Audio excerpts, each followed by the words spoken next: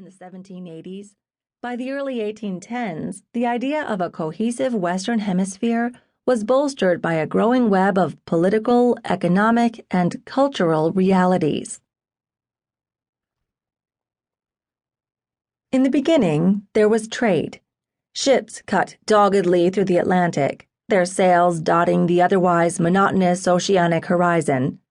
Spain tried to stop them from crossing imperial lines, determined that the fabled wealth of the Indies should stay in Spanish hands rather than bleeding out to the godforsaken English or eventually their conniving U.S. progeny. But the thirst for profit knows few national bounds. Where money was to be made, men in all empires sidestepped regulations. Commercial restrictions slowed the trade, but couldn't stop it. As one Connecticut merchant put it, men learned to do business in the smuggling way, while pirates and sea dogs, with their booty and their bluster, did business in the violent way. Goods and people trickled stealthily between empires, grains, fish, and other edibles from North America, sugar, coffee, cacao, and precious metals from Spanish America, African slaves all around.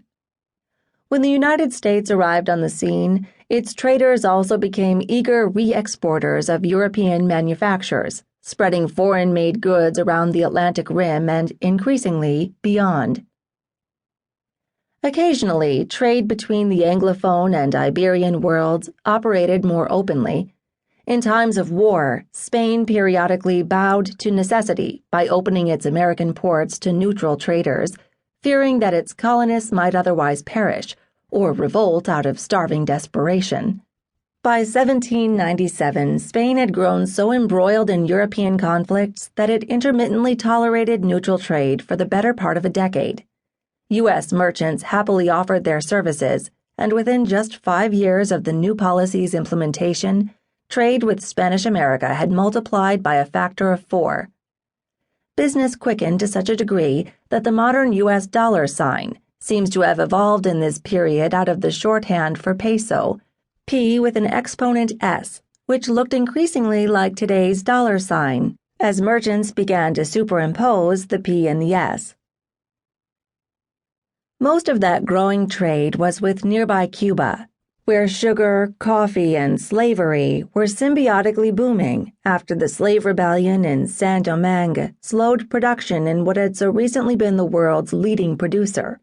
U.S. consumers wanted sweets, and U.S. merchants wanted gold and silver specie, while Cubans depended on U.S. flour and other foodstuffs lest they starve to death amid their sprawling fields of coffee and cane. Cubans also imported New England ice and snow, boatloads of the harrowing northern winter shoveled south to mitigate Cuba's endless summer. Meanwhile, despite state and federal laws that forbade U.S. citizens from trafficking in enslaved Africans outside the United States, U.S. merchants, most of them from North and Mid-Atlantic, did exactly that. In the first decade of the 19th century, U.S. citizens delivered some 25,000 Africans to stoke Cuba's surging economy. It was sordid, but it was lucrative, enough to inure men to the ugliness of the enterprise.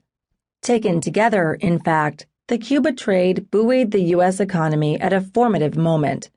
Spanish-American specie monetized U.S. banks at home and balanced out trade deficits abroad, and all the while, merchants and traders reinvested their winnings in domestic industry, banks, and infrastructure, a massive economic multiplier effect rooted in offshore chattel slavery.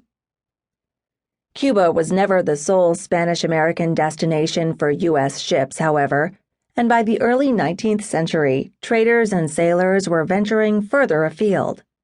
Some looked across the Caribbean to Venezuela, contracting with Spanish colonial officials to supply food, weapons, and other supplies that helped to sustain the empire at a time of disorder and scarcity.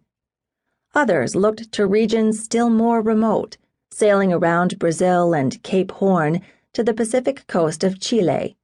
There they killed blubbery mammals on an astonishing scale, harpooning whales and sea elephants until the water and rocks turned red. They killed seals, too, hundreds at a time, forcing the helpless creatures